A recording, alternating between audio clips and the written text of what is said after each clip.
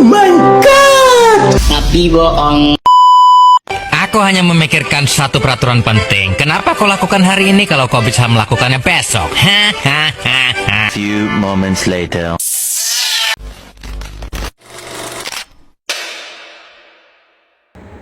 Assalamualaikum warahmatullahi wabarakatuh. Saya Tri Nur Fadila, NIM S509021924014. Di sini saya akan menjelaskan materi mengenai laut lepas. Pengertian laut lepas.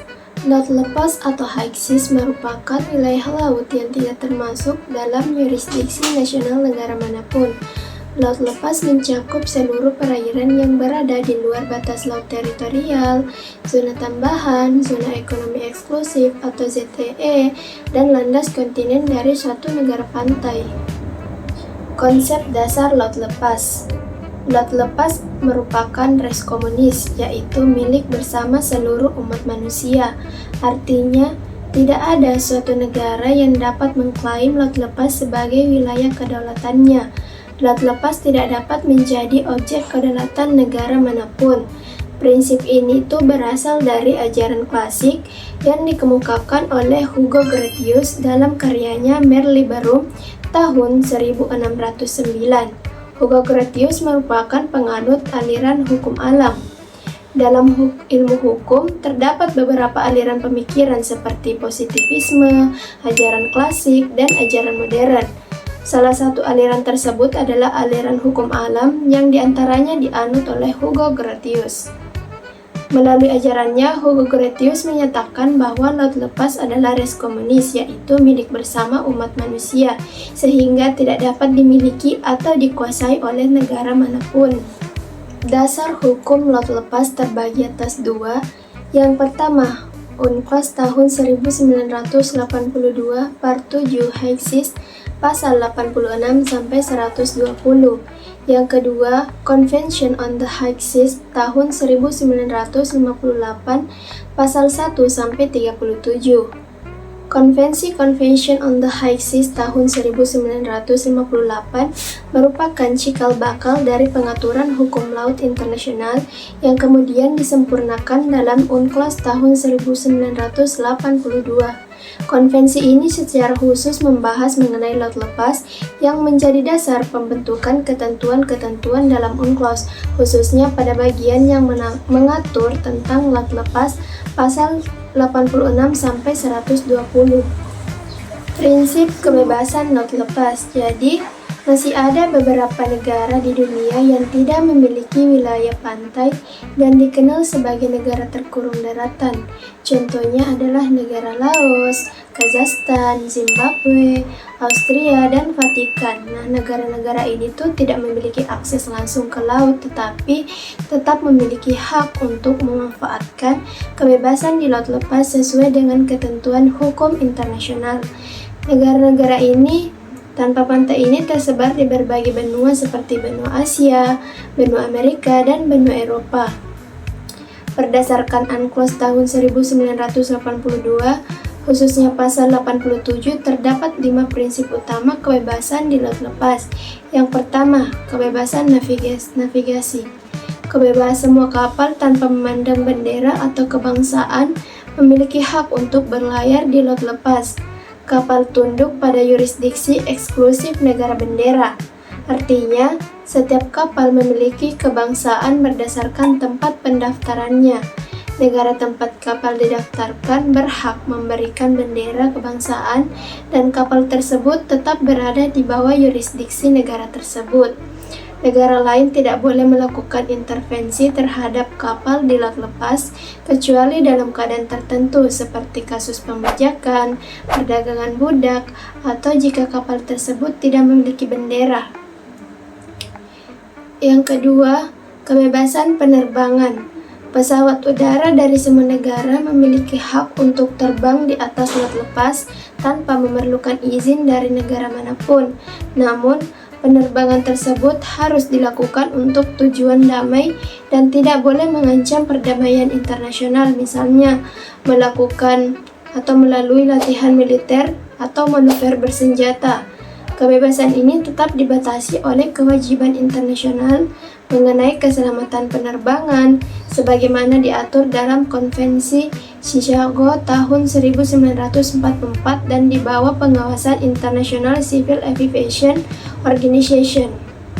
Yang ketiga, kebebasan menangkap ikan. Jadi semua negara memiliki hak untuk melakukan penangkapan ikan di laut lepas. Namun sejak tahun 1990-an muncul pembatasan terkait konservasi sumber daya laut karena meningkatnya ancaman penangkapan ikan berlebihan dan penangkapan ikan ilegal. Berdasarkan pasal 117 sampai 119, negara-negara wajib bekerja sama dalam konservasi dan pengelolaan sumber daya hayati laut lepas. Pengelolaan ini dilakukan melalui Regional Fisheries Management Organization. Yang keempat, kebebasan peletakan kabel dan pipa bawah laut. Jadi, negara bebas memasang dan memelihara kabel serta pipa bawah laut di laut lepas. Nah, kebebasan ini diatur dalam UNCLOS tahun 1112 sampai 115 dengan kewajiban untuk yang pertama menghindari gangguan kabel atau pipa yang telah ada, yang kedua mematuhi ketentuan teknis dan keselamatan internasional, yang kelima kebebasan pembangunan buatan. Jadi negara itu diperbolehkan membangun fasilitas atau instalasi di laut lepas seperti platform penelitian ilmiah atau instalasi pertambangan laut dalam. Namun negara itu tidak boleh mengklaim wilayah sekitar instalasi tersebut sebagai bagian dari kedaulatan nasional. Nah, pembangunan itu harus memperhatikan keselamatan navigasi dan tidak mengganggu kebebasan negara lain, diatur dalam UNCLOS pasal 87 ayat 1 huruf D. Prinsip umum pelaksanaan kebebasan laut lepas. Jadi, kebebasan di laut lepas itu tidak bersifat absolut, melainkan harus dijalankan dengan memperhatikan kepentingan umum masyarakat internasional. Menurut pasal 87 ayat 2 UNCLOS tahun 1982, kebebasan laut lepas harus dilaksanakan dengan memperhatikan kepentingan negara lain dalam pelaksanaan kebebasan laut lepas mereka sendiri, serta kewajiban terhadap hukum internasional. Dengan demikian, setiap negara wajib menggunakan hak kebebasannya di laut lepas secara bertanggung jawab tanpa merugikan atau mengganggu negara lain dan tetap mematuhi ketentuan hukum internasional yang berlaku. Konsep dasar yurisdiksi di laut. Yurisdiksi adalah kewenangan suatu negara untuk membuat, menerapkan, dan menegakkan hukum terhadap orang, benda, atau peristiwa tertentu. Nah, dalam hukum laut internasional dikenal 3 jenis yurisdiksi utama. Yang pertama itu yurisdiksi legislatif. Nah, yaitu kewenangan negara untuk membuat peraturan perundang-undangan yang berlaku bagi kegiatan tertentu, contoh Undang-Undang Perikanan dan Undang-Undang Lingkungan Hidup. Yang kedua, yurisdiksi adjudikatif, yaitu kewenangan negara untuk menyidangkan dan memutus perkara hukum yang terjadi dalam wilayah atau yurisdiksinya.